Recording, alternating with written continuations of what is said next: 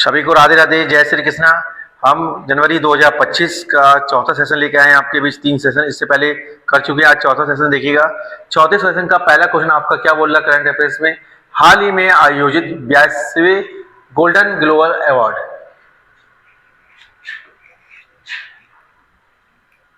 2025 में best motion picture non English language का golden globe award किसे दिया गया? तो ये जो अवार्ड दिया गया है ऑप्शन बी, एमिलिया पेरेज। ठीक है, तो आंसर क्या हो जाएगा? Option B. इसके बाद में थोड़ा जानकारी देखिएगा, क्या जानकारी है। गोल्डन ग्लोब पुरस्कार एक प्रतिष्ठित American film and television award ceremony है जिसे Hollywood foreign press association HFPA, इसका फुल फॉर्म भी आ सकता है, तो इसलिए आप इसे अच्छे से देखिएगा, द्वारा प्रतिवर्ष आयोजित किया जाता है। यह पुरस्कार खासकर मूवीज एंड टेलीविजन शो की बेहतरीन कृतियों को सम्मानित करने के लिए दिए जाते हैं। ठीक है, इस्टेब्लिशमेंट जो है गोल्डन ग्लोब का आयोजन पहली बार 1944 में किया गया था। क्लियर है? चलिए सेकंड क्वेश्चन देखते हैं।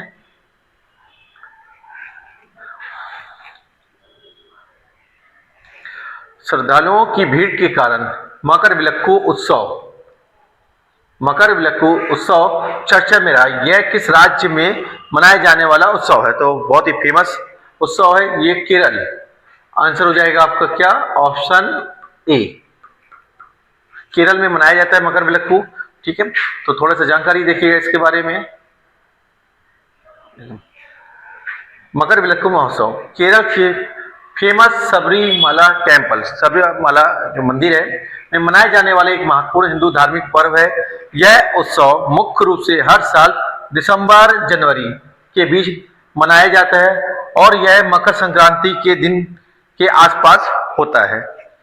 इस उत्सव का प्रमुख आकर्षण मकरविलक्कू होता है जिसमें भगवान अयप्पा के दर्शन के लिए पवित्र मकर ज्योति की पूजा की जाती है। मकरविलक्कू उत्सव के दौरान श्रद्धालु 41 दिन का व्रत रखते हैं। क्लियर है ये बात?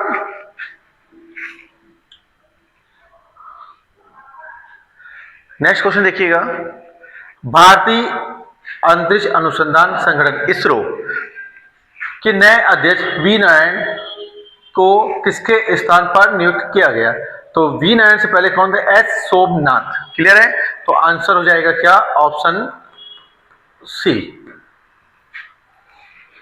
अब देखिएगा इसरो के बारे में पहले, सबसे पहले फुल फॉर्म पूछता आपका, तो इंडियन स्पेस रिसर्च ऑर्गेनाइजेशन इसका फुल फॉर्म है। फिर भारत की पहली स्पेस एजेंसी है ये, ठीक है, जो अंतरिक्ष से जुड़ी गतिविधियों और मिशनों को संचालित करती है। इस्टेब्लिशमेंट मतलब इसकी स्थापना 15 अगस्त 1969 को की गई। इसका हेडक्वार्टर कहाँ पे है? तो इसका हेडक्वार्टर मुख्यालय जो है आपका बेंगलुरु। ठीक है, और फर्स्ट प्रेसिडेंट जो मतलब इसके जो स्थापना की मेन जो बुनियाद रखी गई थी विक्रम साराभाई के द्वारा। तो फर्स्ट प्रेसिडेंट कौन थे? विक्रम साराभाई।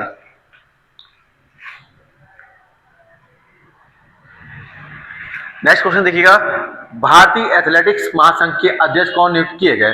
तो भारतीय एथलेटिक्स संघ के अध्यक्ष नियुक्त किए गए बहादुर सिंह सागू। ठीक है, तो ऑप्शन ए आपका क्या हो जाएगा? आंसर हो जाएगा। चलिए नेक्स्ट क्वेश्चन देखिएगा। गौड़ाची ऑनलाइन FIR प्रणाली किस राज्य के वन विभाग द्वारा शुरू की गई? तो ये जो शुरू की गई है आपका कर्नाटक। ऑप्शन हो जाएगा आपका ए।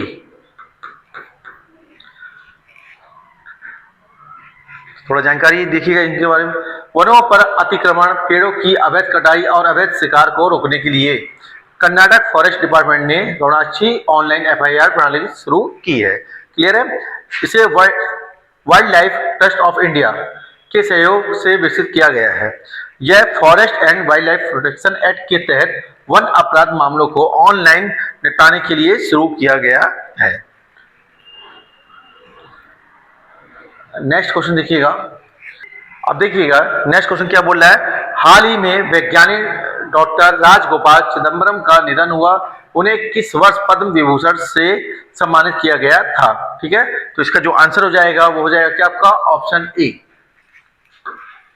Option A 1999।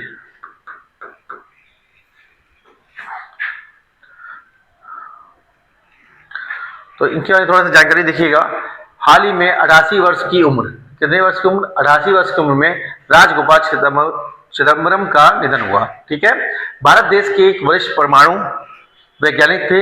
ये भाभा परमाणु अनुसंधान केंद्र के निर्देशक रह चुके हैं और इन्होंने परमाणु ऊर्जा आयोग के अध्यक्ष और भारत सरकार के प्रधान वैज्ञानिक सलाहकार के रूप में कार्य किया था।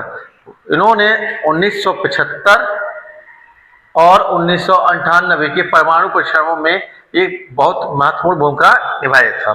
ठीक है, इसी वजह से चिदम्बरम जी को वर्ष 1975 में पद्मश्री और वर्ष 1999 में पद्म विभूषण अवार्ड दिया गया था। डॉक्टर चिदम्बरम ने भारत के परमाणु हथियार कार्यक्रम में महत्वपूर्ण भूमिका निभाई। पोखरण 1 1975 और पोखरण 2 1998 के लिए परीक्षण तैयारी की। पोखरण 1, तो पोखरण 1 को किस लिए जाना जाता है? ऑपरेशन स्माइलिंग बुद्धा के उसमें से। यह वर्ष 1975 में किया गया था। इस समय भारत की प्रधानमंत्री इंदिरा गांधी थी। ठीक है, और पोखरण 2 ऑपरेशन शक्ति के नाम से जाना जाता है। यह वर्ष 1998 में किया गया था। इस समय भारत के प्रधानमंत्री अटल बिहारी वाजपेयी थे।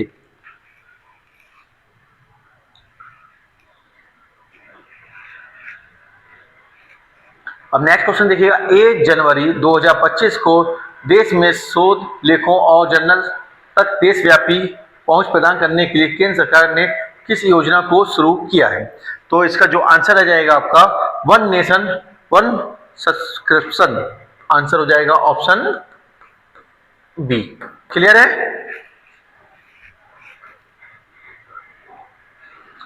हाल ही में लॉन्च किए गए एंटिटी लॉकर डिजिटल प्लेटफॉर्म को किस मंत्रालय द्वारा विकसित किया गया? तो आपका क्या हो जाएगा इसका आंसर? इलेक्ट्रॉनिक्स और सूचना प्रौद्योगिकी मंत्रालय। ऑप्शन बी आपका क्या बनेगा आंसर। क्लियर है ये बात? तो देखिए इसके बारे में थोड़ा सा जानकारी। भारत सरकार ने जनवरी 2025 में डिजिटल गवर्नेंस को और अधिक कुशल और सुरक्षित बनाने के लिए एंटिटी लॉकर नामक एक नया डिजिटल प्लेटफॉर्म लॉन्च किया है। यह प्लेटफॉर्म डिजी लॉकर की सफलता के बाद लॉन्च किया गया है।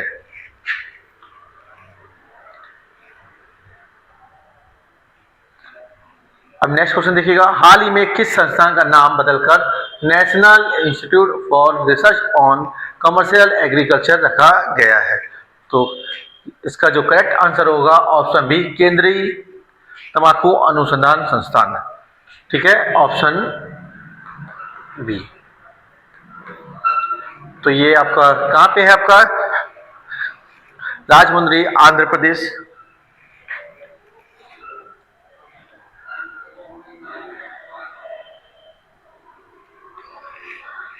How Indian skilled mount G20 the inside story of the G20 presidency book किसके द्वारा लिखी गई?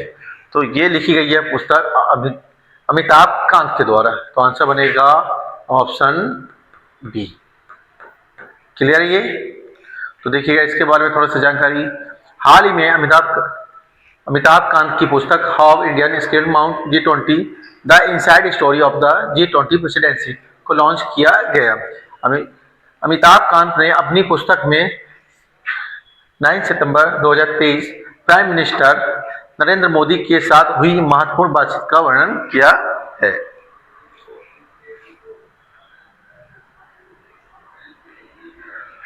देखिए नेक्स्ट क्वेश्चन क्या बोला आपसे। रूस ने भारत के कुडनकुलम परमाणु संयंत्र के लिए परमाणु रिएक्टर पोत भेजा है। कुडनकुलम भारत के किस राज्य में स्थित है? तो ये आपका तमिलनाडु में है। तो आंसर हो जाएगा क्या आपका ऑप्शन सी। नेक्स्ट देखिएगा क्वेश्चन। HMPV वायरस का पहला मामला कर्नाटक के बेंगलुरु में मिला है। HMPV वी वायरस का पूर्ण रूप क्या है, ठीक है। तो एच मतलब हो जाएगा ह्यूमन, एम मतलब हो जाएगा मेटा और पी वी, तो क्या हो जाएगा न्यूमो वायरस, ठीक है। तो आंसर हो जाएगा ऑप्शन सी, ठीक है, ह्यूमन मेटा न्यूरो वायरस।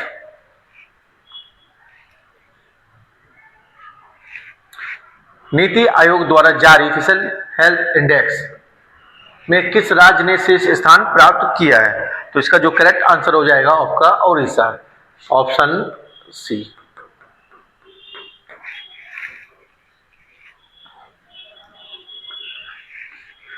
अब देखिए अगला प्रश्न देखिएगा, हाल ही में सीआरपीएफ के नए महानिदेशक डायरेक्टर जनरल के रूप में किसे नियुक्त किया गया है?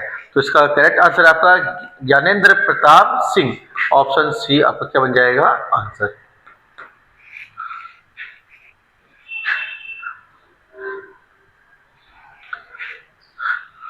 विजय हजारे ट्रॉफी 2024-25 के फाइनल में किस टीम ने विदर्भ को हराकर खिताब जीता है? तो आंसर है आपका कर्नाटक, ऑप्शन बी।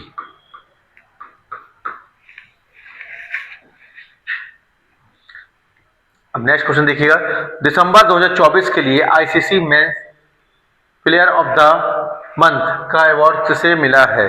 तो इसका जो आंसर है आपका जसप्रीत बुमराह।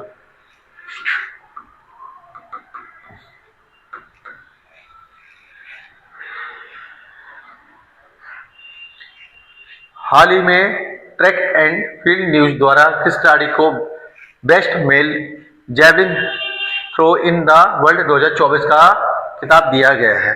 तो इसका आंसर हो जाएगा, आपको पता है, Neeraj Chopra, option B.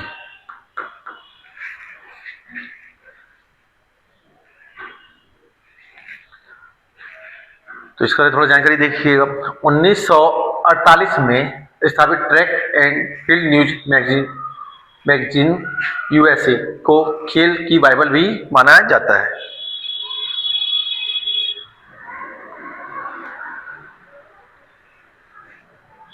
Israel Hamas युद्ध के दौरान भारत ने अपने नागरिक को वापस लाने के लिए किस अभियान की शुरुआत की थी? तो इसका जो करेक्ट आंसर है ऑपरेशन अजय, आंसर हो जाएगा क्या आपका ऑप्शन सी।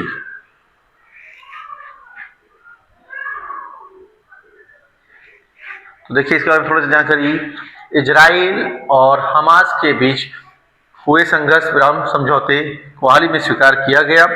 एग्रीमेंट के तहत 42 दिनों की संघर्ष विराम अवधि और बंधकों की रिहाई पर सहमति बनी।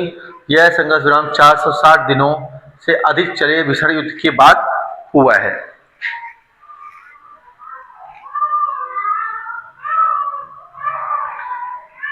भारत की छठी खगोलीय वेधशाला जो कि department of science and technology के अंतर्गत आती है, कहाँ स्थापित की गई?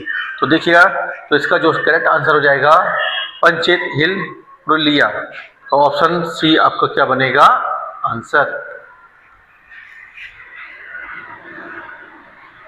तो हाल ही में पश्चिम बंगाल के पुरुलिया जिले की पंचेत पहाड़ी पर भारत की छठी और पूर्वी भारत की पहली खगोलीय वेधशाला का उद्घाटन किया गया। इस वेधशाला का नाम सत्येंद्र नाथ बोस खगोलीय वेधशाला है। तो department of science and technology के अंतर्गत आने वाली भारत में यह छठी, कौन से नंबर की है, छठवें नंबर की वेधशाला है। इससे पहले ये वेधशाला स्थापित है लद्दाख, नैनीताल, यह माउंट आबू, गिरवानी हिल्स पुणे और कवलू तमिलनाडु, ठीक है। तो सत्येंद्रनाथ बोस खगोलीय वेधशाला पंचेत हिल पुरुलिया पश्चिम बंगाल, ये हो गई छठवीं। दुनिया का सबसे शक्तिशाली हाइड्रोजन ईंधन चालित इंजन किसने विकसित किया है? तो इसका जो करेक्ट आंसर है ऑप्शन सी भारत, तो आंसर क्या हो जाएगा ऑप्शन सी भारत, तो इसके बारे में जानकारी देखते हैं हम, ठीक है। चलिए देखिएगा, हाल ही में भारत ने दुनिया की सबसे शक्तिशाली हाइड्रोजन ट्रेन इंजन बनाया है। रेलवे मंत्री अश्विनी वैष्णव ने 18वें प्रवासी भारतीय दिवस पर इस उपलब्धि की जानकारी दी है, ठीक है। यह इंजन भारतीय रेलवे द्वारा स्वदेशी तकनीक से विकसित किया गया है।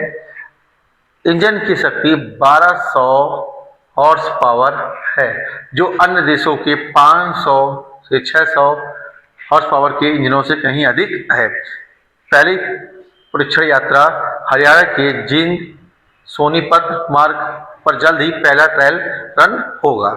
जर्मनी, फ्रांस, स्वीडन और चीन जैसे केवल 4 देश के पास हाइड्रोजन चालित ट्रेनें हैं, जिनकी क्षमता 500 से 600 हॉर्स पावर है। क्लियर है ये बात?